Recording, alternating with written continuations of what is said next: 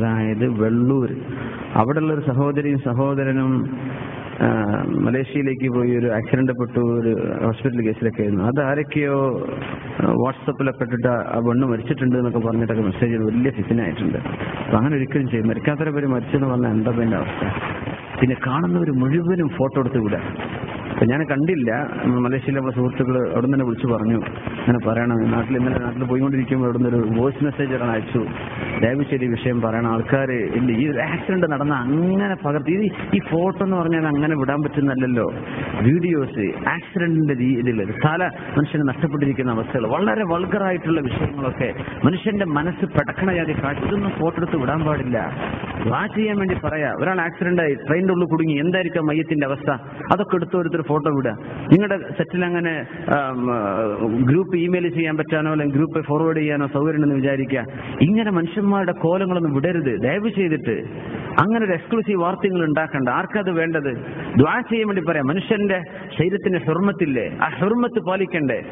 വികൃതമായ രീതിയിൽ ആക്സിഡന്റ് ഒക്കെ നടക്കുമ്പോൾ അങ്ങനെ മയ്യത്തിന്റെ ഫോട്ടോ ഒക്കെ മോർച്ചറിയിൽ നിന്ന് ഇവരെടുത്ത് വിടുക.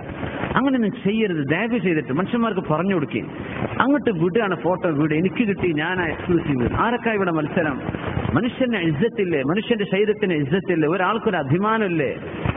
ഈ പെണ്ണിന്റെ വിഷയം ഹോസ്പിറ്റലിൽ പോയവരൊക്കെ ഫോട്ടോ എടുത്ത് വിടാന്ന് പറഞ്ഞു.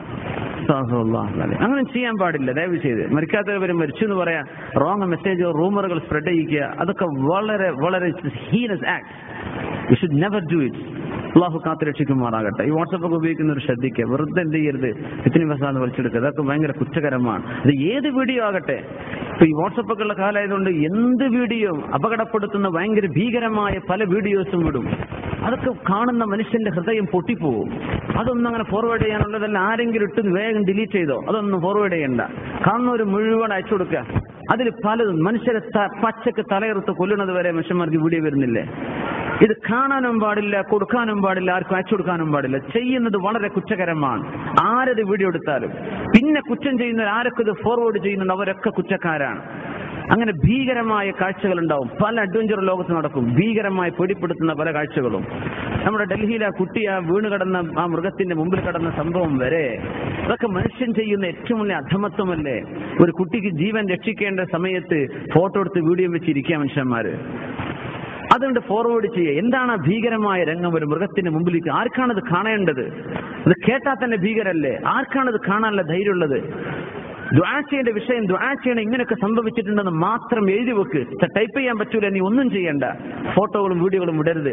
മനുഷ്യനെ വേദനിപ്പിക്കുന്ന, മനസ്സ് പൊട്ടിക്കുന്ന സംഗതികൾ ചെയ്യരുത് ദയവ് ചെയ്തിട്ട്. എല്ലാവരും മനസ്സിലാക്കണം, ഇതൊക്കെ ദുരുപയോഗം ചെയ്യരുത്.